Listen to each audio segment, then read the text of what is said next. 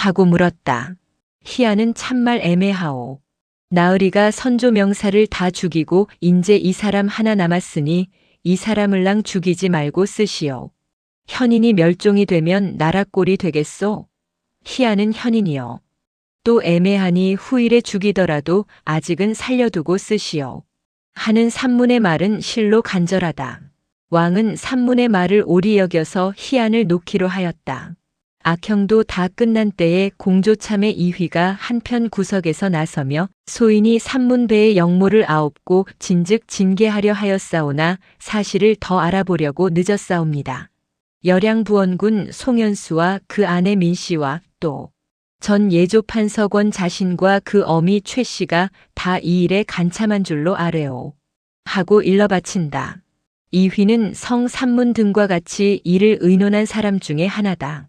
이 일이 탄로되어 성산문이 국문을 당하게 되매 혹시나 자기 이름이 나오지나 아니할까 하여 전전긍긍하였으나 산문은 이미 알려진 사람 밖에는 말하지 아니하였다.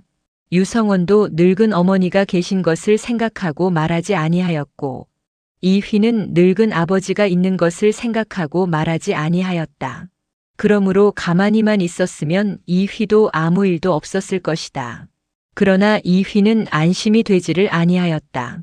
더구나 김질이 큰 공명을 하게 된 것을 생각하면 자기가 그 공명을 못한 것이 분할 뿐더러 또 어느 때 김질의 입에서 자기 이름이 나올는지도 몰랐다.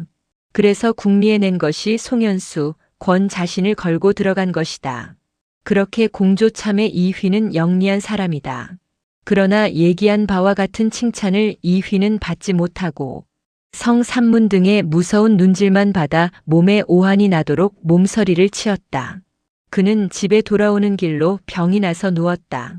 그는 악한 일을 먹고 사귈 만한 뱀의 똥집이 없었던 것이다. 왕은 송현수, 권 자신을 이번 기회에 없이할 결심을 하였으나 해도 이미 다간 오늘에 계속하여 잡아다가 국문할 생각은 없었다. 그만하고 내전에 들어가 편히 쉬고 싶으시었다. 왕도 너무 격렬한 흥분과 참혹한 광경에 진저리가 나고 심신이 피곤하신 것이다. 맥이 풀리는 듯 하시었다. 이놈을 끌어내어 오차를 하여라 하는 명령을 도승지 한명회에게 내리시고는 옥좌에 일어나시어 뒤도 안 돌아보시고 내전으로 듭시었다. 성산문 유흥부 등은 눈을 들어 왕이 문으로 나가시는 뒷모양을 바라본다. 여름날 기나긴 해도 인왕산에 거의 올라앉고 대궐 추녀 끝에서는 저녁가치가 짙는다. 구경하면 여러 신하들도 모가지와 팔다리 힘줄이 들과 같이 굳어진 듯 하였다. 성산문은 형장으로 가는 길로 무사들에 끌려 나서고 박팽년, 유흥부, 이계, 하위지의 차례로 끌려 나선다. 산문은 옛 친구들을 돌아보며 자네들은 현주를 도와 나라를 태평케 하소. 산문은 지하에 돌아가 옛 임금께 배우려네. 자 가자 하고 대궐을 나섰다. 영춤은 현문 밖에는 죄수를 실을 수레가 놓이고 죄수의 가족들이 죽기 전 한 번 마지막 볼 양으로 모여섰다. 조그마한 판장문이 열리고 전신이 피투성이가 된 성산문이 먼저 사람들의 눈앞에 나서서 그의 눈이 지는 별에 번쩍할 때에 가족이나 아니나 보는 사람들이 다 소리를 놓아 울었다. 이계와 하위지 두 사람은 제 발로 걸어 나오나 성산문, 유흥부, 박팽년, 성승, 박정 등은 모두 몸을 마음대로 놀리지 못하여 군사들에게 붙들려 나온다. 산문은 수레에 오르며 소리 높이 시 한 수를 읊는다. 번역하면 이러하다. 북을 쳐서 사람의 목숨을 재촉하는데 머리를 돌리니 날이 저물었구나. 황천에 주막이 없으니 오늘 밤을 네 집에서 잘꼬.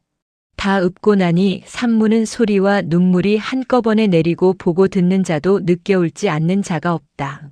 죽을 사람들의 수레는 삐걱 소리를 내며 육조 앞 넓은 길로 나서서 천천히 나간다.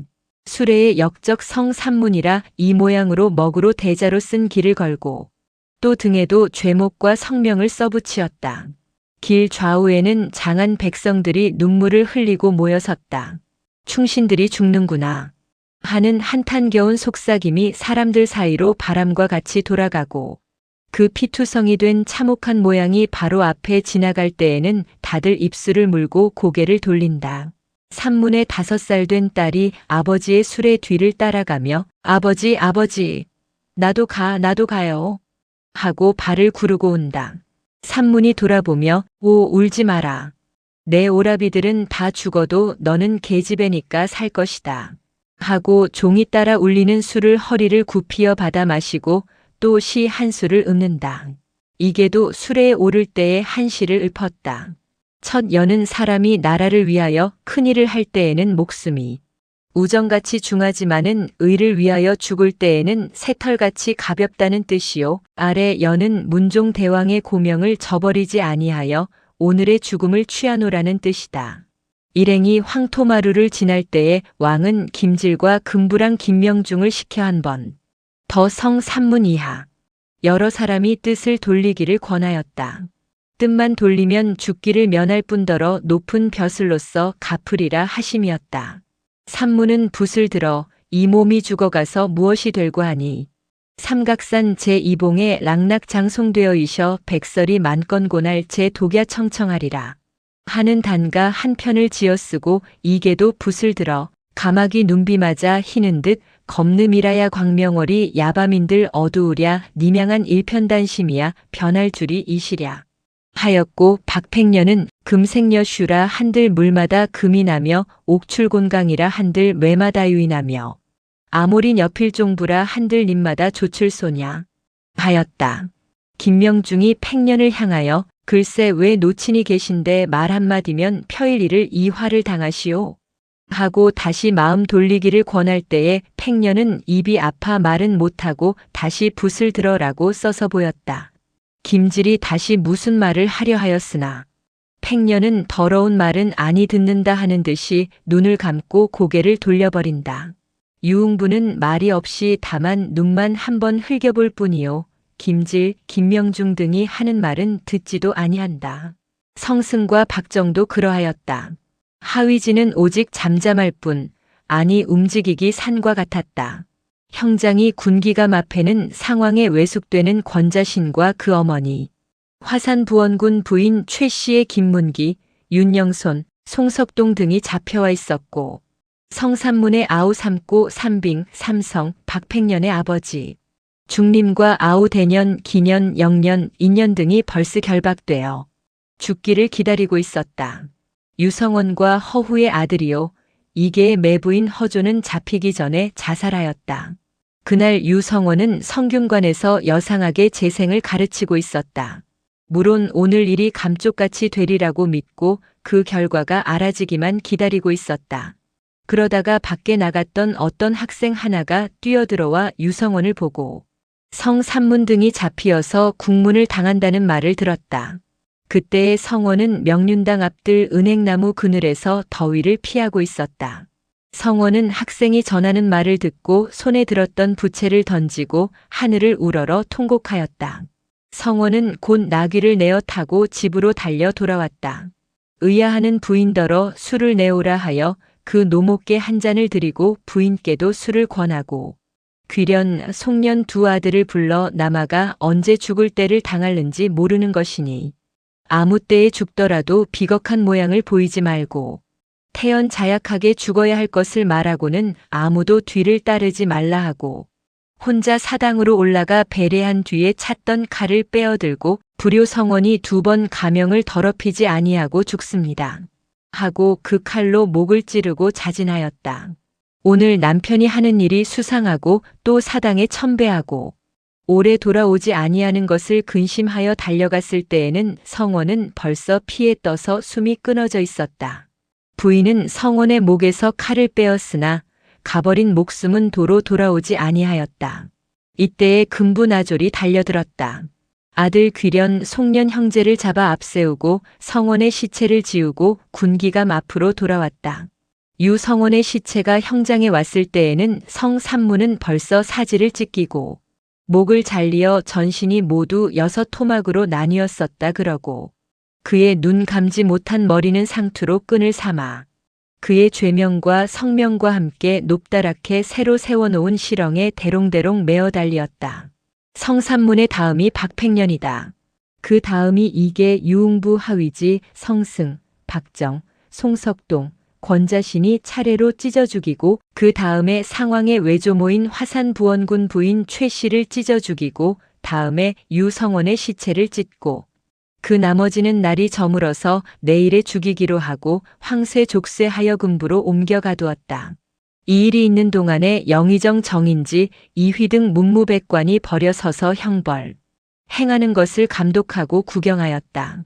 밤이 들어 백관이 각각 집으로 돌아갈 때에는 어디선지 모르게 돌팔매가 날아오고 정인지야 신숙주야 하고 부르는 소리가 들려어서 대관들은 모든 군사와 무사의 옹위를 받았다. 피비린내 나는 형장에는 창검든 군사 수십인이 죽은 이들의 머리와 몸뚱이를 지키노라고 파수를 보았다. 여름 달빛이 피 묻은 머리를 비추어 감지 못한 눈이 번쩍번쩍할 때에는 군사들도 몸에 소름이 끼침을 깨달았다. 이튿날은 도리어 더욱 참혹하였다. 아버지들과 할아버지들이 죽던 피 묻은 자리에서 60여 명 어린 자손들과 연루자들이 죽었다. 젖 먹는 어린 것까지도 죽여버리라는 엄명이요. 만일 그들의 아내 중에 잉태한 자가 있거든 해산하는 것을 지키어 나오는 대로 남자여든 죽이라 하였다. 그때의 죽은 사람들을 일일이 다 기록할 수는 없으나 그 중에서 중요한 사람들 며칠 들면 이러하다 의리를 위하여 목숨을 버렸거든 거기 무슨 중요하고 중요치 아니한 차별이 있으야마는 가장 사람들의 흥미를 끌만한 일을 골라서란 말이다. 첫째 성 산문이 집안을 말하면 산문 부자가 이번 사건의 주범으로 죽은 것은 말할 것도 없거니와 맹첨, 맹평, 맹종 삼형제는 그 조부 성승과 아버지로 하여서 현, 택, 무명, 금년생 네 어린 아이들은 그 증조부 승과 조부 산문으로 항 서참혹하게 죽었고 산문의 아우되는 부사 삼빙, 정랑 삼성, 장신 삼고는 그 아버지 성승으로 하여 주검이 되었다. 박팽년의 집으로 말하면 그 아버지 판서중림 은 팽년과 같이 영모에 관련하였다 하여 죽고 팽년의 아들 헌, 순, 분, 삼형제와 손자 점동, 개동, 팔옥대, 사는 금년생 오형제와 팽년의 아우 인년, 검열, 영년, 수찬이요. 호를 동제라 하는 기년, 박사대년, 사형제가 다 한자리에서 죽었고 유흥부의 아들 사수, 박정의 아들 숙문, 손자, 계남, 칙동, 권자신의 아들 구지, 허조의 아들, 열령, 구령, 송석동의 아들 창, 영, 안, 태산 등이 다 죽고 우습고 불쌍한 것은 권자신, 송현수를 고발한 이휘가 붙들려 죽은 것이다. 김질은 좌익 공신을 봉함이 될 때에 이휘는 역적으로 효수를 당한 것은 참으로 우스운 일이다. 하위지의 가족은 선산 시골집에 있었기 때문에 그 아들들은 며칠 뒤에 선산에서 죽었다. 하위지의 집은 선산부 영복리에 있었다. 금부도사가 위지의 가족을 잡아 남자면 죽이고 여자면 종을 만들려고 서울서 내려왔다. 호, 박, 연, 반 사형제 중에 연과 반은 아직 철 모르는 어린 아이들이요. 호는 장성하였으나 박은 불과 16, 17세의 소년이었다. 금부도사가 거느린 선산 관속이 사형제를 잡아 앞세울 때에 박이 금부도사더러 모친에게 마지막 한마디 할 말이 있으니 잠깐만 여유를 달라고 하였다. 금부도사는 박이 연소하면서도 태연자약하며 군자의 풍이 있는 것에 감복하여 허하였다. 박은 안으로 들어가 모친 앞에 꿇어 앉았다. 모친은 흘리던 눈물을 거두고 태연하게 왜 남아답지 못하게 어미를 한 번 더 보려고 들어왔느냐? 하고 꾸짖었다. 박은 어머니 앞에 이마를 조아리며 소자가 죽는 것을 어려워하는 것이 아닙니다. 아버지께서 죽임을 당하시었거든 소자가 살 리가 있습니까?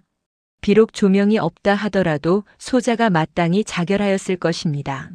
그러하오나 우리 동기 중에 오직 누이 하나, 저도 이미 관연하였는데 적돌되어 종이 되면 천한 몸이 부인의 의를 지키기가 극난할 것입니다. 비록 죽을지언정 반드시 한 남편을 좇고 계되 지의 행실을 아니하도록 어머님께서 잘 훈계하십시사고 그것이 소자가 마지막으로 여쭙는 말씀입니다. 하고 일어나 2번 절하고 물러나온다. 그때의 곁에 있던 누이가 소매가 아녀자지만은 하씨집 가명을 더럽게 할 사람이 아니니 오라버님 염려 놓으시오. 하였다. 누이는 15살이었다. 선산부 객사 앞 넓은 마당에서 하위지의 아들 사형제가 일시에 교형을 당하였다. 사형제를 가지런히 늘어 세워놓고 금부도사와 선산, 부사의 가명으로 사형제의 목에 올개미를 씌울 때에 7살 먹은 연까지도 조금도 두려워함 없이 종용이 서 있었다. 선산부의 하위지 모르는 사람이 어디 있으며 하위지의 덕행에 감복 아니한 사람이 어디 있을까. 형장에는 수천 명 부민이 모여 모두 눈물을 흘렸다. 그때에 마침 태중에 있던 이가 박팽년의 며느리 한 분과 허조의 아들 연령의 아내였었다. 둘이 다 만일 남아만 낳은 날이면 그 아이는 죽을 운명을 가질 것이나 박팽년 집에는 마침 종의 상전과 같이 해산한 이가 있어서 상전이 낳은 아들은 종의 아들을 삼고 종이 낳은 딸은 상전의 딸을 삼아 박팽년의 후손이 살아남았고 허연령의 처가 낳은 아들은 자란 뒤에 죽이기로 하고 연령의 처와 함께 괴산부에 맡기어 두었다가 세조대왕의 분한 마음이 풀린 뒤가 되어 아니 죽이기로 하였으니 그것은 이로부터 7년 뒤 일이다. 이렇게 70여 명 사람이 죽은 것을 병자 원욱이라고 일컫거니와 이 일이 있은 뒤에 계속하여서 죽이는 일은 한참 동안 끊이지 아니하였다. 그 중에 가장 큰 것은 해빈 양씨와 그의 몸에서 난 두 아드님, 한남군 영풍군 천의 죽음이다. 이 세 분은 성산문 사건에 관계되었다고 드러난 증거가 없었다. 그러나 왕이 생각하시기에나 정인지, 신숙주, 권람, 한명회 등이 생각하기에 해빈 양씨, 세모자와 세종대왕의 아드님으로 나이 가장 높은 화의 군영과 안평대군이 돌아간 뒤에 종실의 가장 명망이 높은 금성대군 유아 상황이 가장 정다화하시고 또 신임하시는 영양위 정종, 열양부원군 송현수 등은 아무렇게 죄목을 만들어서라도 이번 기회에 없애버려야 할 것이라고 보았다. 죽일 죄를 찾기는 어려운 일이 아니었다. 더구나 해빈 산모자로 말하면 가장 상황과 관계가 가까울 뿐더러 매양말성이 되어왔다. 독자가 이미 잘 아는 바여니와 해빈은 세종대왕의 후궁이요 한남군, 수춘군, 영풍군 세 분의 어머니일 뿐더러 세종대왕의 명을 받들어 상황을 양육하였고 후에 문종대왕 승하실 때에는 동궁을 향하시와 해빈을 궁중의 어른으로 존경하실 것을 명하시었다. 그래서 비록 수렴청정은 아닐지라도 군국대사의 어리신 왕의 자문을 받는 지 위에 있었던 것이다. 그뿐 아니라 해빈이 덕과 지혜를 갖추고 범할 수 없는 위험이 있어 수양대군에게 대하여 서는 한 큰 적국을 이루었던 것이다. 또 그의 아드님이요 수양대군에게는 친아우님 되는 한남, 수춘, 영풍 세 분으로 말하면 항상 대의명분론을 주장하여 수양대군의 야심을 달게 여기지 아니하였다. 그 중에도 상황 선위 전에 돌아간 수춘군이 더욱 충성과 우애지정이 지극하였다. 한남군은 일시대세라 무관해하다 하여 수양대군이 왕위에 오르시는 것을 찬성하는 태도까지 취하였으나 당시 아직 20 미만이던 수춘군이 눈물을 뿌리며 상왕께 신절을 지켜야 할 것을 극언함으로부터 다시 마음이 돌아섰다고 한다. 한남, 영풍 형제분이 선위를 전하는 날 아침에 수양대군을 찾아가서 마지막으로 수양 대군의 야심이 옳지 아니한 것을 극언한 것이 수춘군의 정성에 힘입음이 많다고 한다. 어디로 보아도 해빈 삼모자 수춘군이 살았다면 사모자의 목숨은 부지한 길이 없었다. 성산문 등이 죽은 지 사흘 뒤에 이 세 분은 화의군과 함께 성산문의 당이라 하여 사형을 받았으나 다만 종실이라 하여 거령을 면하고 교형을 받았다. 이리하여 왕은 안평대군과 아울러 친동긴의 분의 목숨을 끊어버린 것이다.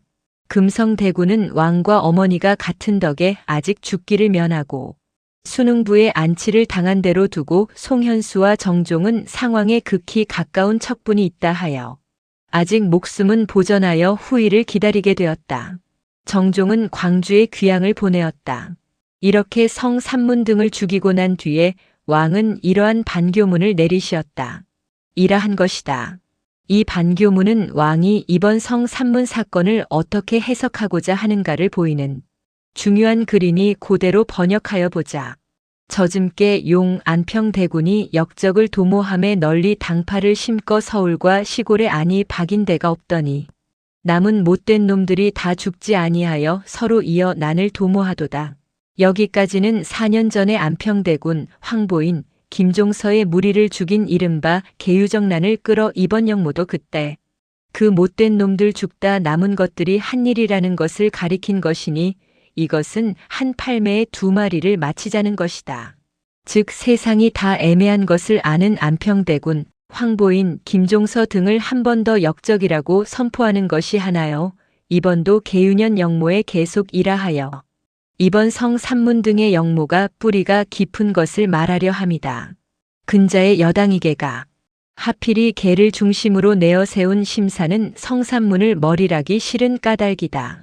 근자의 여당 이계가 흉악한 생각을 품어 주장하여 난을 지울 제 그의 무리 성산문 등이 극히 궁중과 통하여 여기가 상황을 물고 늘어지는 데다. 내외가 서로 웅하여 나를 정하고 이를 들어 장차 내 몸을 해하고 어린이를 끼고 제 마음대로 하려 하더니 또 한 번 상황을 껴들었다. 이것이 심히 중요한 일이니 이번 일의 근원을 책임을 상왕께 돌리려 하는 것이 왕과 정인지, 신숙주, 권람, 한명회 등의 일치 협력하여 애를 쓰는 바다. 그러나 종묘와 사직이 붙들고 도우시는 힘을 입어 큰악이 스스로 나타나 죄 있는 놈들이 모두 죽었으니 이번에 참혹하게 죽은 70여 명 사람들은 다 죽어 마땅한 죄인들이다. 마땅히 관대한 은혜를 베풀어 써 신민과 정사를 같이 하리라 하는 것으로 끝을 맺었으나 이것은 역적들이 다 죽어 없어지어 국가에 이만한 경사가 없은 즉 백성에게 이 기쁨을 나누기 위하여 모든 죄인에게 대사, 특사의 은전을 주자는 말이다. 이 반교문이 내리자 과연 전국 수천의 죄수는 지옥과 같은 옥에서 나옴을 얻었다. 또 이 사건 덕으로 좌익 3등 공신이던 정창소는 2등 공신으로 올라가고 김질은 좌익 3등의 노쿤을 받아 상락 부원군이 되고 나중에 좌의정으로 문정공이란 시 호까지 받도록 귀한 사람이 되었다. 이 통에 하마터면 죽을 뻔한 이가 둘이 있으니 하나는 정보요, 하나는 이석형이다. 정보는 독자도 기억하시려니와 고려 말 충신 정몽주의 손자여 그 섬애가 한명회에 첩이 된 사람이다. 천성이 방랑하여 주색으로 이를 삼았으나 그래도 가슴에 한 점. 내조의 기맥을 받은 것이 있어 비록 궁화돼 결코 권문세가에 아부하는 일은 없었다. 그가 현감 한 자리를 얻어 한 것이 한명의 덕이라고 비웃는 사람도 있으니 이것만은 사실인 듯하나 궁에서 한 일이라 그리 책망할 것은 아니라고 성산문이나 박팽년도 용어하여 주었다. 성 박등과는 매우 친하게 지내었다. 성산문 사변이 난 날 그는 명회의 집을 찾아서 그 누이를 보고 명회가 간 곳을 물은즉 누이는 대궐에서 아직 안 나오셨어요. 죄인을 국문한다나 하였다. 죄인? 하고 정보는 손을 두르며 죄인이 누가 죄인이야. 대감 돌아오거든 그래라 내가 그러더라고. 이 사람들을 죽이면 만고의 죄인이 되리라고. 하고는 옷을 떨치고 일어나 나갔다. 정보는 다시 이 집에 아니 오리라고 생각한 것이다. 국문이 끝난 뒤에 명회가 집에 돌아와서 첩 정씨에게 정보가 하던 말을 듣고 분이 나서 저녁상도 아니 받고 대궐로 뛰어들어가 왕께 배웁고 정보의 말을 아뢰었다. 왕께서도 분함을 이기지 못하시와 곧 정보를 잡아둘 이어 친히 국문을 하시었다. 내가 그런 말을 하였느냐? 하시고 왕이 물으실 때에 네 과연 하였소. 하고 정보는 태연히 대답하였다. 저런 괘씸한 놈이 있단 말이냐. 어찌하여 감히 그런 난언을 하여. 하시고 왕이 소리를 높이신다. 옳은 말이니 하였소. 상감도 이 사람들을 죽이시면 만고의 죄인이 되시오리다. 하고 정부는 까딱없다. 이놈 그러면 성가 바깥놈들이 성인 군자란 말이야? 그러하오. 이때의 곁에 섰던 정인지, 신숙주, 한명회 등이 아뢰기를 제 입으로 제 죄를 자복하였사온즉 청컨대 형벌을 바로 하소서 하였다. 그놈을 찢어라. 하고 왕은 노함을 누르시지 못하시었다. 정보가 무사에게 끌려 장차 형장으로 나가려 할 때에 왕은 하도 정보가 태어난 것이 심상치 아니하게 생각하시고 왕은 좌우에게 물었다. 그놈 네 자손이냐? 한명회는 감히 자기의 첩이 형이라고 대답은 못하였다. 그리다가 자기까지 봉변하기를 두려워하는 까닭이었다. 이때의 곁에서 누가 정몽주의 손자여 하고 아뢰었다. 왕도 정보가 정몽주의 자손이란 말을 들으시고는 놀라시었다. 이 사람을 죽이면 또 선비들 사이에 무해라고 말썽이 많을 것을 생각하신 까닭이다. 이때에 만일 정보 하나는 살리면 왕이 충신의 후예를 존중한다는 칭찬을 천추에 남길 것이라고 생각하시고 선선히 사형을 감하여 연일연으로 유배하라신 처분을 내리시었다. 이리하여 정보는 목숨을 보전하여 연일정씨의 조상이 되었다. 둘째로 죽을 뻔한 이는 이석형이다. 이석형은 그 지조로 보든지 성삼문, 박팽년 등과의 교의로 보든지 반드시 죽었어야 옳은 사람이었마는 그가 병자사변에 들지 아니한 것은 전라 감사로 외임에 있었던 까닭이다. 각 읍을 순행하던 길에 익산에 들러서 비로소 성삼문, 박팽년 등 구우들이 다 죽었단 말을 듣고 여관 벽상에 글 한 수를 써붙이었다. 성삼문, 박팽년 등이 대와 같은 절개를 가지었으면 나도 솔과 같은 절개를 가지었다. 그대들과 함께 죽지는 못하였을 망정 속에 품은 뜻은 같다는 말이다. 원체 글줄이나 하는 선비의 객적은 짓이다. 이런 글을 써붙일 까닭이 없는 것이다. 이 글귀가 어떻게 서울에 굴러 올라와서 대간의 탄핵구실이 되었다. 이때에나 지금이나 잡아먹기를 장기로 알았다. 그러나 왕은 라하시고 대간의 계목을 물리치시었다. 이야기는 좀 뒤로 돌아간다. 성삼문 등의 국문과 처형이 끝나고 무사와 갑사의 호위를 받아 신숙주는 저물게 집에 돌아왔다. 신숙주가 돌아오는 길은 반드시 성삼문의 문전을 통과하였다. 이제 이 집에 누구가 있나? 성삼문은 말할 것도 없고 그 아버지와 형제 다 신숙주의 눈앞에서 죽어버리었다. 숙주의 교자가 삼문의 집 모퉁이를 돌아설 때에 안에서 살아남은 부녀들, 삼문의 어머니와 아내와 제부들과 딸들의 울어 지친 느끼는 소리가 들려올 때에 숙주의 등골에는 찬 땀이 흘렀다. 세상에 친구가 많다 하더라도 숙주와 삼문과 같은 사이는 드물었다. 소년시로부터 성부동 형제와 같이 지난 것이다. 안에서까지도 다들 친하였다. 아까 대궐에서 삼문이 자기를 노려보던 눈을 숙주는 어두움 속에 보는 듯하여 눈을 감았다. 가슴이 두근거리었다. 삼문의 원혼이 자기의 뒤를 따르지나 아니하나 하는 어림없는 생각까지도 나서 소르이 끼침을 깨달았다. 숙주가 집에 다다르니 중문이 환히 열렸다. 어찌하여 중문이 열렸는고 하고 앞마당에 들어서서 기침을 하여도 부인이 내다 봄이 없었다. 평일 같으면 반드시 대청 마루 끝에 나서서 남편을 맞던 부인이다. 숙주는 안방에 들어왔다. 거기도 부인이 없었다. 어디를 보아도 부인의 그림자도 없었다. 마님 어디 가시었느냐? 하고 집사람더러 물어도 아는 이가 없었다. 숙주는 다락문을 열었다. 둘이 쏘는 등잔 불빛이 소복을 하고 손에 긴 배 한 폭을 들고 울고 앉은 부인을 비추었다. 숙주는 놀랐다. 의아하였다. 부인, 어찌하여 거기 앉았소? 하고 숙주가 물었다. 부인은 눈물에 젖은 눈으로 남편을 바라보며 나는 대감이 살아 돌아오실 줄은 몰랐구려. 평일에 성승지와 대감과 얼마나 친하시었소? 어디 형제가 그런 형제가 있을 수가 있소? 그랬는데 들으니 성학사, 박학사 여러분의 욕사가 생기었으니 필시 대감도 함께 돌아가실 줄만 알고 돌아가시었다는 기별만 오면 나도 따라 족을 양으로 이렇게 기다리고 있는데 대감이 살아 돌아오실 줄을 뉘 알았겠소? 하고 소리를 내어 통곡한다. 부인의 이 말에 숙주는 부끄러워 머리를 숙이고 어찌할 바를 모르다가 겨우 고개를 돌며 그러니 저것들을 어찌하오? 하고 방에 늘어선 아이들을 가리킨다. 이때에 숙주와 부인과 사이에는 아들, 딸, 형제가 있었다. 나중에 옥새를 위조하여 벼슬을 팔다가 죽임을 당한 정이 그 맏아들이었다. 그러나 숙주가 이 말을 하고 고개를 든 때에는 부인은 벌써 보국에 목을 메고 늘어지었다. 숙주가 놀래어 집사람들과 함께 부인의 목맨 것을 끄르고 방에 내려 눕히었으나 그렇게 순식간이었마는 어느새에 숨이 끊어지어 다시 돌아오지를 아니하였다. 부인 윤씨는 죽은 것이다. 윤씨는 성삼문 등을 국문하노라는 기별을 전하러 상왕께 심부름 갔던 승지 윤자운의 누이다. 자운 온 후에 숙주의 당이 되어 영의정까지 지내었다. 비록 윤씨가 이렇게 죽었건만은 숙주는 집사람을 신척하여 이 말이 세상에 흘러나지 못하게 하였다. 그 말이 나는 것은 체면의 큰 수치로 생각한 것이다. 그래서 목매어 죽은 윤씨는 의정부 좌찬성 고령부 원군의 부인으로 비단에 씌워 가장 영화로운 장례로서 땅에 묻힘이 되어다. 한편으로 죽은 사람들의 집은 어떠하였나.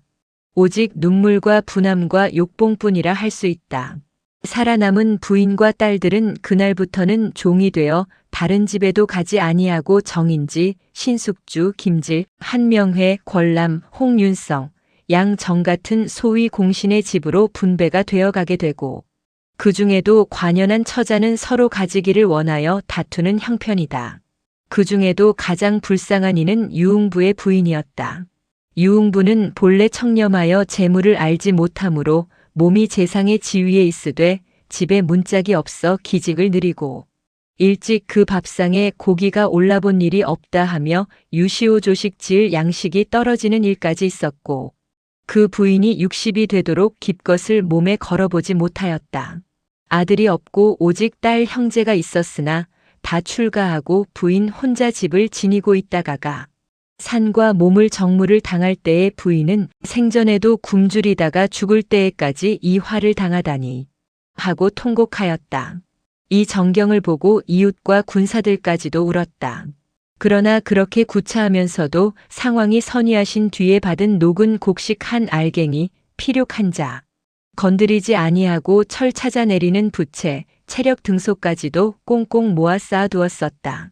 성삼문, 박팽년 등도 받은 녹은 다 봉하여 두었음을 발견하고 왕이 독한 놈들이다 하고 한탄하시었다. 유흥부, 성승, 박정 같은 이외 부인들은 다 연로하여 아무도 욕심내는 이가 없으므로 도리어 여생을 보내기가 그리 힘들지 아니하였으나 가장 공경을 당한 이는 박팽년 부인 이씨와 성삼문 부인 김씨다. 그들은 다 후실이어서 아직 24, 5세의 청춘이었고 또 자색도 있었기 때문에 간 곳마다 유혹과 위협이 있었으나 죽기로써 저를 지키었다. 왕은 세종 대왕 이래로 인제양성의 기관이 된 지편전을 혁파하고 거기 있던 책을 예문관으로 옮기었다. 왜 지편전을 혁파하였으냐? 성삼문, 박팽년, 이계, 유성원, 하위지 등이 모두 지편전 학사들이기 때문이다. 그놈의 지편전이라 하면 왕의 이사이에 신물이 돌았던 것이다. 다시 상왕을 창덕궁에서 금성대군궁으로 옮겨 모시고 전보다 대우를 낮추고 단속을 엄하게 하여 일체로 의관과 교통하심을 금하였다. 잡수시는 것까지도 전에는 왕으로 계실 때와 같이 하였으나 지금은 보행객주의 손님이나 다름없이 하라 하시었다. 상왕을 창덕궁에서 다시 금성대군궁으로 옮겨 모실 때의 정인지는 이라고 상소를 하였다. 상왕이 성삼문 등의 도모를 미리 알았다고 하는 것은 정인지의 멀쩡한 거짓말이다. 그러나 상황을 없이 하려면 이것을 핑계로 삼는 것이 가장 편하겠기 때문에 이렇게 상황이 미리 안 것으로 만들어버리는 것이다. 라함은 어서 죽여버리자는 말이다. 상황을 벌써 죽여버리었다면 이번 성삼문의 일도 안이 생기었을 것이라고 정인지는 자기의 선견지명을 자랑한다. 이제라도 죽여버리지 그냥 살려두면 또 제2성삼문 사건이 납니다. 하고 정인지는 왕의 결심을 재촉하려 하였으나 왕은 아직도 애매한 상황의 목숨을 끊어버릴 생각까지는 나지 아니하였다. 혈루편 서강에 김정수라는 사람이 살았다. 그는 일정한 직업이 없이 서울 대가집 사랑으로 돌아다니는 자다. 의술도 아노라 하고 풍수 노릇도 하노라 하고 또 삼전, 사과점도 치노라 한다. 그의 과수 누이 하나가 열양부원군 송현수 집에 친모로 들어가 있다가 부인의 의심을 받아서 매우 창피한 꼴을 당하고 쫓겨나왔다. 그 의심이란 대감이 가까이 하는 듯 하다는 것이다. 누이가 나와서 그 오라버니 정수에게 서러운 사정을 할 때에 정수는 오냐 속 시원하게 해주마 하고는 혼자 웃었다. 속 시원하게 한다 함은 물론 원수를 갚는다는 것이다. 그렇지만은 이 사람이 결코 원수만 갚고 말 작자가 아니다. 원수도 갚고 이도 보자는 생각이 났길래 그는 웃은 것이다. 김정수는 곧 갓을 내어쓰고 문 안으로 들어왔다. 누구를 찾아가서 이 말을 할까 하고 주저하였으나 얼른 제약 윤사균의 집으로 발을 돌리었다. 그것은 사균이와 가장 친분도 있을 뿐더러 또 그가 신수구주와 교분이 있는 것을 알기 때문이다. 김정수가 들어오는 것을 보고 사균은 매양하는 버릇으로 김서방인가 하고 반쯤 조롱하는 빛으로 맞는다. 글쎄 영감, 남이 40이 되어도 밤낮 김서방이니 그래 김정수의 이마 빼기에는 서방 두 자를 새겨 붙이었단 말씀이요? 하고 김정수는 성내는 양을 보인다. 그럼 무어라고 부르나? 김정승이라고나 부를까? 하고 사균은 적이 무료하여진다. 그는 좀 못난 편이다. 정승이야 간대로 바라겠소마는 왜 정수의 머리에는 탕건이 올라앉지를 못한답니까? 김정수의 귀 밑에는 옥관자, 금관자가 못 붙는답니까? 이 사람이 오늘은 웬일인가? 웬일이라니요? 권람은 우참찬이 되고 한명회는 오늘 이조 판서 승차 아니하였소? 영감 어디? 나 같은 사람 감투 하나 얻어 씌워 보시구려. 하고 정수가 농치어 웃는다. 윤사균은 어른한테 놀림받는 아이 모양으로 싱글싱글할 뿐이다. 얼마 동안 농담과 잡담을 한 뒤에 윤사균이 혼자 있게 된 때를 타서 정수는 정색하고 그가 정색할 때에는 뒤로 제치어진 갓을 바로 잡는다. 그것은 다 웃음의 말씀이고 그런데 영감 큰일이 났소이다. 사균도 덩달아 엄숙하게 되며 무슨 큰일? 하고 정수를 바라본다. 왜? 어디 또 영모나 일어났나? 이때의 큰일이라면 상황을 회복하려는 도모, 왕의 편에서 보면 곧 영모다 밖에 없을 것이다. 이 영모라는 말을 들을 때에 웬만한 지위에 있는 사람들에게는 두 가지 생각이 번개같이 지나간다. 나도 몰려 죽지나 아니하나 또는 내가 먼저 알아다가 고발하였으면 하는 것이다. 사균도 이 두 가지 생각을 동시에 하였으나 자기가 신숙주와 긴한 것을 생각하고는 첫 근심은 없어지고 둘째 희망이 남을 뿐이었다. 정수는 사균을 믿지 못하는 듯이 이윽히 물끄러미 바라보더니 말없이 다만 고개만 끄덕끄덕하여 도인다.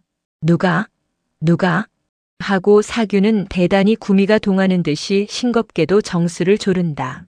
정수는 말을 할까 말까 하는 듯이 가만히 눈을 감고 입을 다물었다. 이 사람 누가? 내게야 못할 말이 어디 있단 말인가? 이 사람 누가? 하고 사균은 정수의 소매를 잡아 끈다. 이런 경우에 호락호락하게 말해버릴 김정수가 아니다. 저편의 비위를 부쩍 당길수록 이익이 많은 줄을 알기 때문에 말을 할 듯하며 아니하는 것은 매우 요긴한 일이다. 그뿐더러 이런 말이라는 제 섣불리하여 버리면 공은 남에게 빼앗기고 정작 자기는 헛물만 켤 뿐더러 도리어 죄를 뒤집어 쓰는 일이 십상팔구다. 더구나 인심이 효박하고 악착하여지어 의리보다도 이를 따르는 이대인 것을 정수는 잘 안다. 물론 윤사균은 그렇게 살짝 남의 공을 빼앗고 그 대신에 죄를 뒤집어 씌울 사람은 아니다. 그것은 의기남아가 되어서 그런 것이 아니라 그만한 꾀가 없어서 정수의 생각을 빌면 못나서 그런 것이다. 허구 많은 사람의 윤사균을 김정수가 택한 것이 이 때문이다. 내가 영감을 의심할 리야 있소이까. 의심 아니하길래로 이런 참 대사를 의논하는 것이지요. 그렇지만은 매사는 튼튼히 하는 것이 대장부의 일이니까. 하고 또 잠깐 주저하다가 분명 영감이 나를 저버리지 아니하실 테요. 하고 한번 다진다. 구미가 대단히 동한 윤사균은 저버리다니 말이 되나.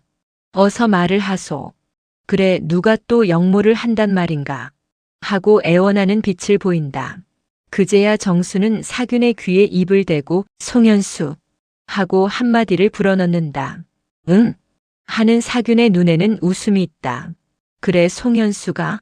응, 그럴 일이야. 그래, 누구하고? 정수는 대답이 없다. 언제 거사하기로? 하고 사균이 재치어 물어도 정수는 여전히 대답이 없다. 정수는 이 자리에서 윤사균액 다 말해버리는 것이 아무리 하여도 공을 빼앗길 염려가 있는 까닭이다. 영감, 그럴 게 없어. 나하고 신찬성댁으로 가십시다. 그렇지 아니하면 승정원으로 바로 가든지. 이 자리에서 영감한테 말씀해도 좋지만은 이목이 번거하지 같이 나가시지. 하고 정수가 먼저 일어선다.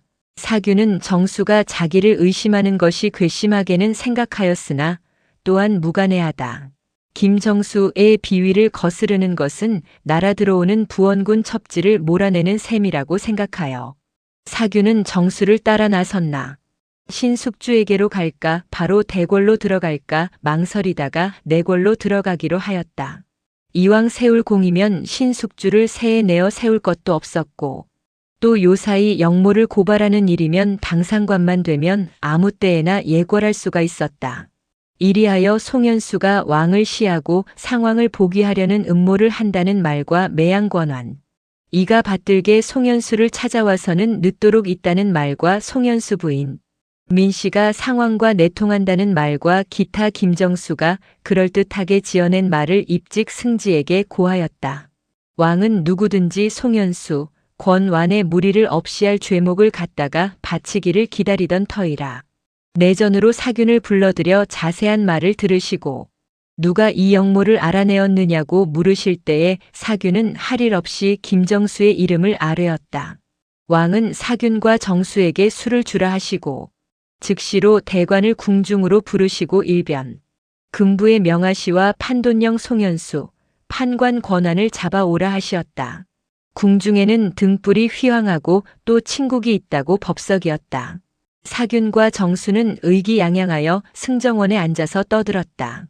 왕이 사정전의 납시와 영의정 정인지, 우의정 정창손, 좌찬성 신숙주, 좌참찬 권람 우참찬, 박중손 병조판서 홍달손 예조판서, 홍윤성 영중추원사 윤사로 판중추원사이, 인손 공조판서 양정 이조판서, 한명회 도승지 구치관 우승지 조성문 우부승지 권지 동부승지 김질들을 부르시와 송현수 권완의 영모를 말씀하시고 제신의 뜻을 물으시었다. 송현수가 불측한 뜻을 품었다는 말은 들은 지 오래돼 상황의 낯을 보아 지금까지 불지 아니하였으니 감격하여 마땅하거든 제가 부녀들의 말에 혹하여 상황과 통하여 이런 불쾌를 도모한단 말인가. 가증한 일이로다. 하시고 왕은 은근히 상황과 대비와 송현수 부인 민씨도 동죄인 것을 비추어 도저히 용서할 수 없다는 뜻을 제신에게 암시하였다. 영의정 정인지는 백관을 대신하여 송현수, 권완의 죄는 만사무석이요 하고 아뢰었다. 물론 아무도 감히 이 말에 반대하는 자가 없었다. 이윽고 열양 부원군 송현수와 돈영부 판관 권완이 들어온다. 그들은 붙들려 오는 것이지만은 관복을 갖추었고 결박도 함이 되지 아니하였다. 여기도 왕이 상황의 친척을 존중하는 모양을 보인 것이다. 송현수와 권완은 왕께 배례도 아니하고 읍하지도 아니하고 도승지막 원영이 지정하는 자리에 우두커니 섰다. 그들은 모든 일은 다 안 것이다.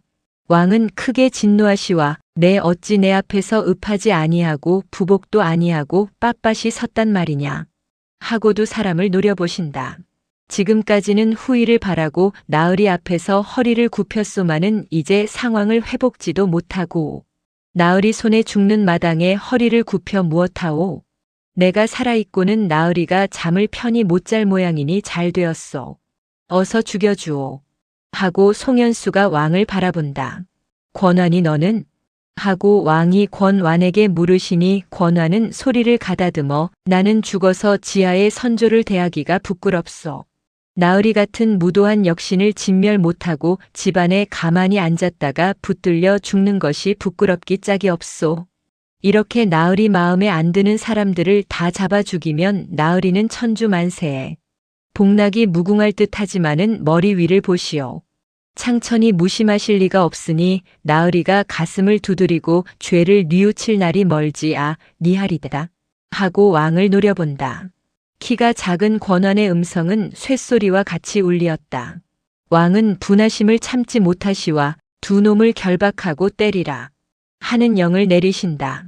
도승지 구치관이 무사를 부르니 모두 한명회의 신복이라 달려들어 송현수와 권한의 사모를 벗기고 품대를 끄르고 두 손을 뒷집을 지워 결박을 한 뒤에 손을 들어 두 사람의 입을 때리니 코와 입에서 피가 쏟아진다.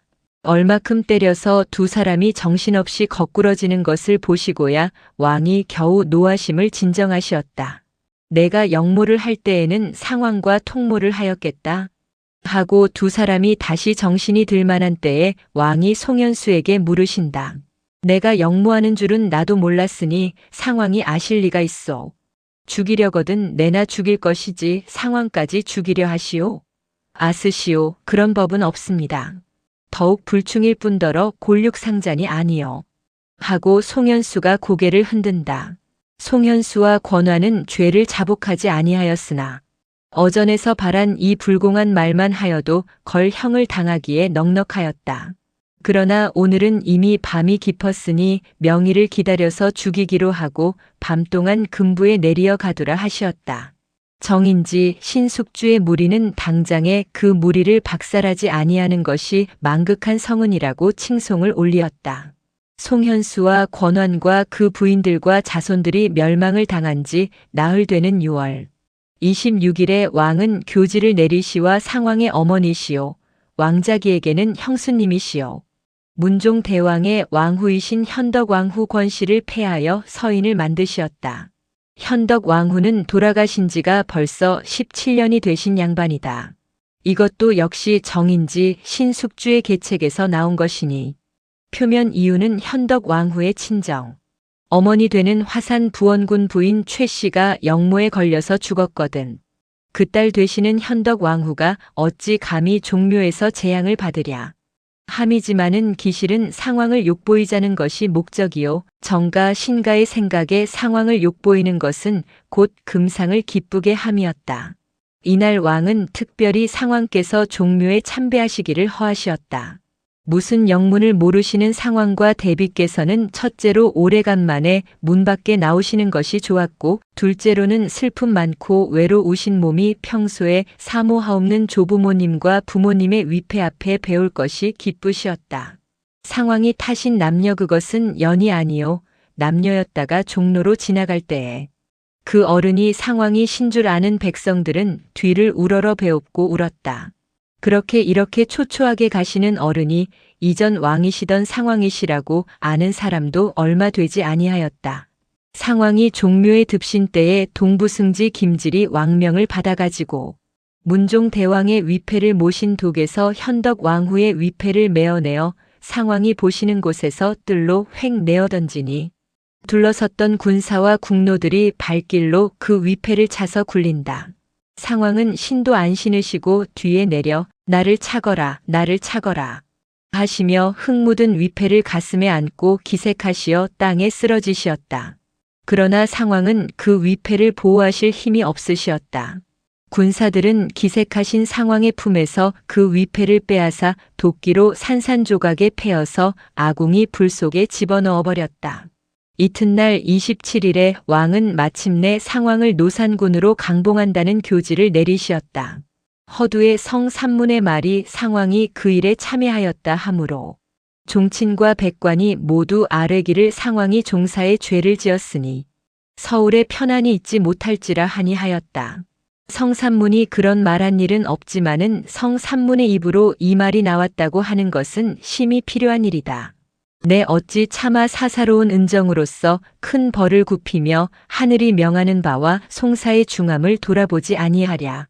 하여 부득이 종친과 백관의 청을 들어 상왕을 노산군으로 하고 영월로 내려가시게 한다는 것이다. 상왕을 노산군으로 강봉하여 영월로 가시게 하는 일에 대하여 종친과 백관이 함사라 하고 개활이라 한 것은 노상 없는 말이 아니다. 종친 중에는 이명대군이 왕의 편이 되어 서종친이 나서야 할 때에는 항상 앞장을 섰다. 양녕대군이 집안의 어른이지만은 그는 성삼문 사건을 듣고는 소리산으로 들어가 숨어버리고 말았다. 그가 서울에만 있더면야 억지로라도 이번 일에 필두가 되고야 말았을 것이다. 이명대군은 왕의 친아우님이요 노산군에게는 마찬가지 숙부다. 또 백관 중에서는 무릇 4번 상황을 서울에서 내어 쫓자는 상서가 있었다. 그 출천한 충성을 만세에 전하기 위하여 그들의 향기로운 이름을 아니 기록할 수 없다. 첫 번은 정인지, 정창손, 신숙주, 황수신 등이 의정부의 이름으로 계목한 것이니 그 글의 요지는 이라 한 것이나 왕은 불이라 하시었다. 둘째는 권람, 이인손, 박중손, 홍달손, 성봉조, 기마, 박원영, 어요첨 등이 옥조 이몸으로라 한 것이니 역시 왕은 불하시었다. 셋째 번은 다시 정인지, 정창손, 신숙주 등이 정부 이름으로라 한 것이니 이것은 심히 간절한 청이다. 비록 친부자 간이라도 이런 경우에는 내어 쫓을 것이언을 하물며 그까진 족하랴. 어서 내어 쫓으시와 왕의 자리를 굳히소서 함이다. 이에 대하여 왕은 이라고 불윤하시고 또 계목하였으나 불윤이라 하시었다. 다음에는 대사원 안승효, 좌사간 권계 등이 라 하였다. 이 계목 중에는 라는 문자가 있다. 이에 대하여서도 왕은 불윤이라 하시었다. 이만하면 왕이 상황을 아끼시는 성덕을 보이기에는 넉넉하였다. 아무도 감히 상황의 존우를 패하고 강봉하자는 말을 내지 못하였다. 이것이 왕의 생각에 퍽 답답하였다. 상황이라는 존우를 가지신 대로 서울에서 내쫓는다 하면 듣기에 매우 좋지 못하다. 용서할 수 없으는 죄를 지어서 상황의 존우를 잃고 목숨까지도 잃어야 옳을 것을 왕의 바다 같은 성은으로 목숨 하나는 용서함을 받아서 시골로 가시는 것으로 하지 아니하면 아니 된다. 아무리 왕이 상왕에게 호의를 보이신다 하더라도 상왕의 바로 눈앞에서 그 어머님의 위패를 욕보이시었으니 아무도 왕의 호의를 알아들이지 아니할 것이다. 아무러나 이리하여 왕은 첨지 어득해와 금부도사 왕방연을 명하여 노산군을 강원도 영월부로 호송하게 하시고 군자정 김자행, 내시부사 홍득경을 종행하게 하시었다. 노산군이 서울을 떠나시는 날 병자 6월 28일 노산군이 계시던 금성대 군궁은 초상난 집과 같았다. 노산군은 비록 대장부의 기계를 보이시어 울음을 참으시거니와 부인 송씨와 본래 후궁이었고 지금은 무엇이라고 부를 만한 칭호조차 잃어버린 권씨와 김씨 세 분은 기색하기를 몇 번을 하다시피 애통하였다. 그까진 국모의 지위를 잃고 대궐에서 쫓겨나시던 것 같은 것은 생각할 새도 없다. 낳아주신 부모 송현수 부처가 사륙을 당한 지 1년 만에 남편 디시는 어른을 살아 영이별하는 서름, 인생에 이에서 더한 서름이 또 있을까? 권씨도 이번에 그 아버지 권환과 몇 일족의 도륙을 당하였다. 권씨는 송씨와 같이 노산군을 따라 영월로 가려 하였으나 왕은 이를 허하지 아니하시었다. 그 허하시지 아니한 이유가 무엇인지 알 수는 없으나 밖에서 전하는 말은 아이를 낳으실 것을 염려하심이라고 한다. 아이가 난다 하면 살려두게 되더라도 후환이 있을 것이요 죽여버릴 계제가 되더라 도 귀찮을 것이니 차라리 내외한테 잊지를 못하게 하자는 것이 그 이유라고 한다. 종사의 큰 죄인이 목숨만 부지하는 것도 어분의 과에 얻은 솔권이 말이 되어 하시는 것이 한학의 노산군을 위한 간청에 대한 왕의 대답이었었다. 이날 왕은 내시 알로를 시키어 화양정에 약간 잔치를 베풀고 노산군을 전송하게 하였다. 알로는 노산군에게 술을 권하며 나으리 이게 웬일이시오?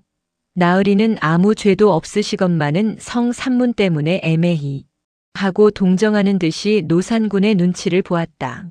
이것은 왕이 노산군의 입으로 성삼문의 영모를 알았다는 말씀을 들어오라 하신 까닭이다. 소인에게야 무슨 말씀은 못하시오? 성삼문이 나으리께 그런 말씀을 아뢰입더니까? 하고 늙고 교활한 알로는 더욱 간절히 물었다. 지존의 지위를 아끼고 죄인의 몸이 되어 혈혈 단신으로 서울을 쫓겨나시는 노산군은 예전 당신의 신하들 중에 한 놈도 따르기는커녕 나와 배웁지도 아니할 때에 알로가 그래도 전별하는 정을 보이는 것을 보시고 마음에 고마워하시다가 이러한 말을 묻는 것을 보시고 괘씸하여 이 늙은 여우놈아 물러나거라 하시면서 술잔을 들어 알로의 면상을 때리시었다. 잔이 알로의 코어리를 치어 빨갛게 피가 흘렀다. 노산군이 다 늙은 남녀를 타시고 종로를 지나 동대문으로 나가실 때에 장한 백성들은 길가 땅바닥에 엎드려 울고 배웅을 내었다. 우리 상감마마 어디를 가시오? 하고 소리를 내어 외치다가 관노들의 손에 입을 얻어맞는 순박한 늙은이도 있었다. 장마는 걷었으나 무시로 비가 오락가락하였다. 볕만 났다 들었다 하였다. 별만 나면 길가 풀잎이 시들도록 날이 더웠다. 말복이 엊그제 지나지 아니하였는가. 첨지 어둑해가 앞을 서고 군사 50명을 두 대에 갈라 앞뒤에 서게 하고 의금부 도사 왕방연은 날쌘 나졸 4명으로 더불어 노산군의 바로 뒤에 말을 타고 따라섰다. 군자정 김자행과 내시부사 홍득경 도항상, 노산군 남녀 곁으로 말을 몰았다. 군사들은 밥을 배불리 먹고 또 몸에 밥과 떡을 지니어 길 가면서도 시장하면 내어 먹었으나 노산군은 그저께 종묘에서 그 욕을 당하신 뒤로 거의 조석을 패하시나 다름이 없고 오늘도 아침에 궁을 납실 때에 부인이 마지막으로 들이시는 미음을 잡수신 뿐이어서 해가 낮이 기울 때쯤 하여서는 시장하시고 기탈하심을 금할 수 없으시었다. 혹시 주막에 쉬어 60명 일행이 막걸리 한 잔이라도 다 사 먹을 때에도 노산군에게는 냉수 한 모금도 드리지 아니하였다. 하도 허기가 지고 목이 마르심으로 곁에 따르는 홍득경을 부르시어 잡수실 것을 청하시면 그는 아 왜 이리 급하시오? 나으리 잡수실 것은 영월부에 가야 있지요. 하고 말조차 버릇없이 거절하였다. 이것도 왕명이냐? 하고 노산군이 소리를 높이시면 명대로 아니하거든 걸려서 압송하랍시었소. 암말 말고 가만히 계시오. 하고 첨지 어둑해가 호령을 하였다. 이 모양으로 점심수라도 잡수시지 아니하시고 기나긴 여름 햇발도 벌써 석양이 되었다. 40리 길을 걸어 양주 의정부에 거의 다다랐을 적에 어떤 사람 하나가 마주오다가 노산군 행차를 만나 길을 피하고 있었다. 그는 곧 양성 사는 차성복이었다. 행차가 다 지나가도록 성복은 그가 누구 행차인지를 몰랐다. 그래서 후배더러 어느 행차시오? 하고 물었다. 노산군이요. 하고 후배 군졸 하나가 대답한다. 군사들도 더위와 먼 길에 피곤하였다. 노산군이라. 노산군이 누구시오? 하고 성복은 의아하여 다시 물었다. 일찍 노산군이란 이름을 듣지 못하였고 또 이렇게 50여 명 군사가 따를 때에는 여간한 양반이 아닐 듯하기 때문이다. 또 하나 이상한 것은 남녀 속에 앉은 이의 의표가 비범하였습니다. 상황이라면 알겠나. 상황이 인제 노산군이라오. 하였다. 상황이라는 말에 차 성복은 무릎을 굽히고 땅바닥에 엎드렸다.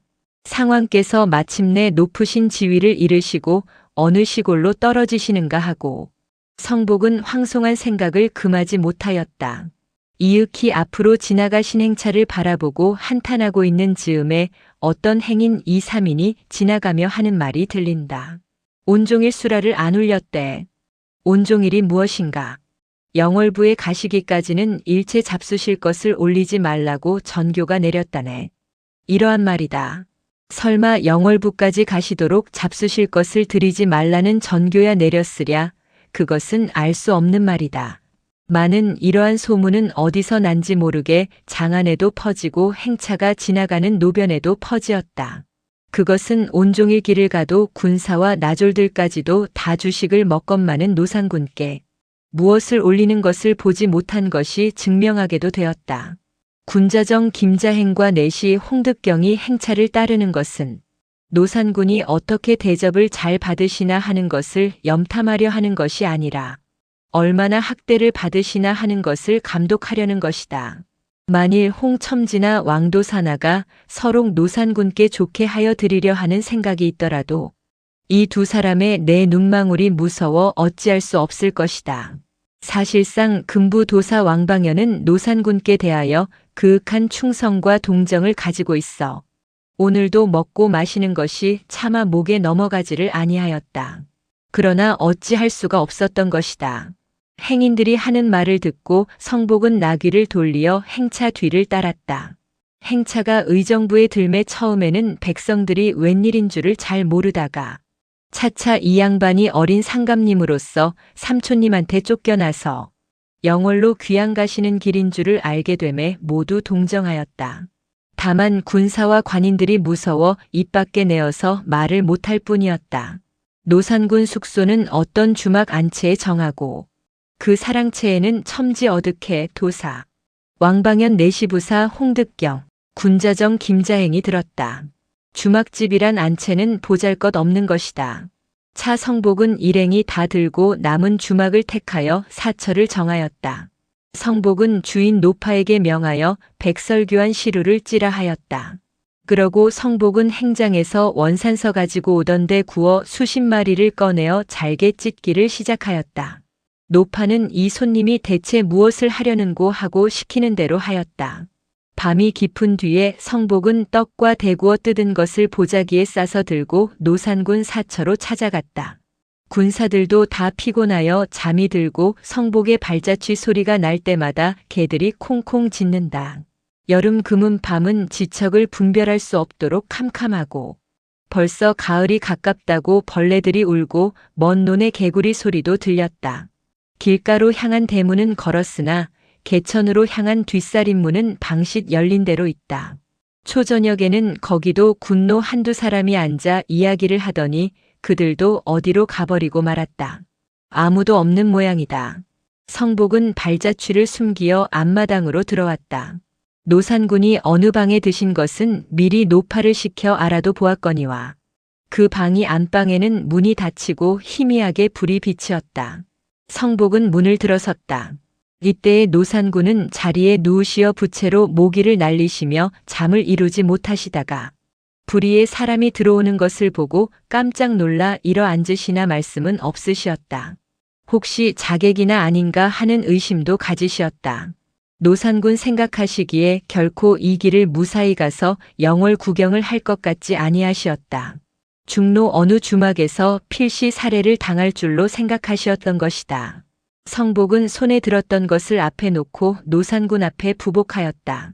무엄하온 죄는 만번 죽어 마땅하오나 오늘 상감마마 노중에서 수라 못 잡수신 말씀을 듣삽고 소신이 시루떡과 대구어 자반을 바치오니 내일 가시는 길에 행리 속에 감추시었다가 내어서 잡수시옵소서 하는 성복의 음성은 울음으로 끝을 막았다.